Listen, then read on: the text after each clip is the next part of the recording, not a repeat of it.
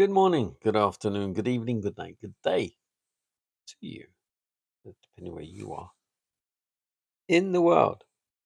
We're doing the nighttime devotion from the devotional Maranatha, the title today, Youth and the Drug Syndrome. Ecclesiastes 11, verse 9. Rejoice, O young man, in thy youth, and let thy heart cheer thee in the days of thy youth, and walk in the ways of thine heart and in the sight of thine eyes. But know thou that for all these things God will bring thee into judgment. Satan was the first rebel in the universe, and ever since his expulsion from heaven, he's been seeking to make every member of the human family an apostate from God, even as he is himself. He laid his plans to ruin man, and through the unlawful indulgence of appetite, led him to transgress the commandments of God. He tempted Adam and Eve to partake of the forbidden fruit, and so accomplished their fall and their expulsion from Eden. How many say, if I had been in Adam's place, I would never have transgressed on so simple a test? But you who make this boast have a grand opportunity of showing your strength of purpose, your fidelity to principle under trial. Does God see no sin in your life? On every side, Satan seeks to entice the youth into the path of perdition. And if he can once get their feet set in the way, he hurries them on in their downward course, leading them from one dissipation to another until his victims lose their tenderness of conscience and have no more the fear of God before their eyes.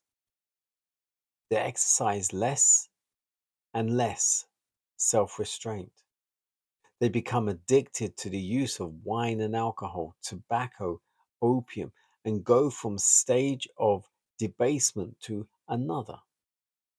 They are also slaves to appetite. Counsel which they once respected, they learn to despise. They put on swaggering airs and boast of liberty when they are the servants of corruption. They mean by liberty that they are slaves to selfishness, debased appetite, licentiousness. Satan is determined to have the human race as his subjects, but Christ has paid an infinite price that man may be redeemed from the enemy and that the moral image of God may be restored to the fallen race. Fallen men may through Christ find access to the Father, may have grace to enable him to be overcomers through the merits of a crucified and risen Savior.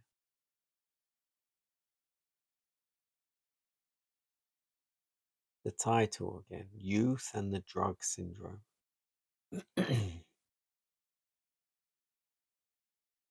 Now, in those days, when we're talking about over 100 years ago, when this was written,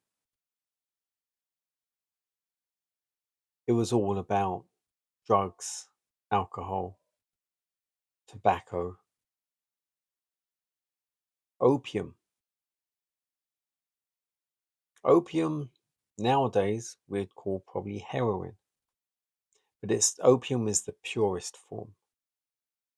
Heroin is adulterated, let's say. Wine, alcohol, all of that is common, very, very common nowadays. Not so much the heroin, of course. Even though it's common, it's not something we all do, but tobacco, alcohol, wine, that's like everyday thing for people. But it shouldn't be.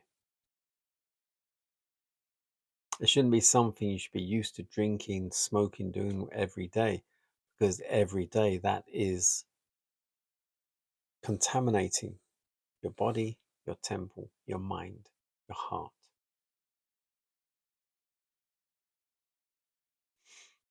It says that we are slaves to appetite, and I've spoken about this before. People are governed by money. It's their idol, it's their God, because society, we are slaves to the system, and the system being we have to work, so we have to have money to pay for electricity, pay for gas, pay for rent, pay for mortgage, pay for food, water, alcohol, tobacco, everything. And it's the system they've set up.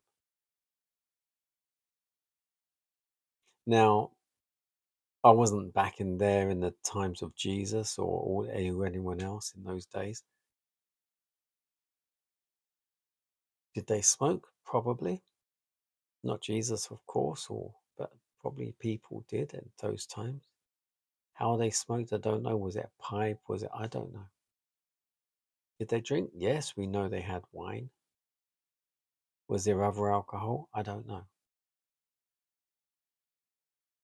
But Jesus and the disciples lived good, clean, healthy lives. Well, the disciples, especially as the time when they spent time with Jesus and thereafter. And I can't say they died of natural causes because they didn't. But the fact is, their bodies were good and pure. Think about the Israelites that were in the wilderness for 40 years with nothing to eat except manna.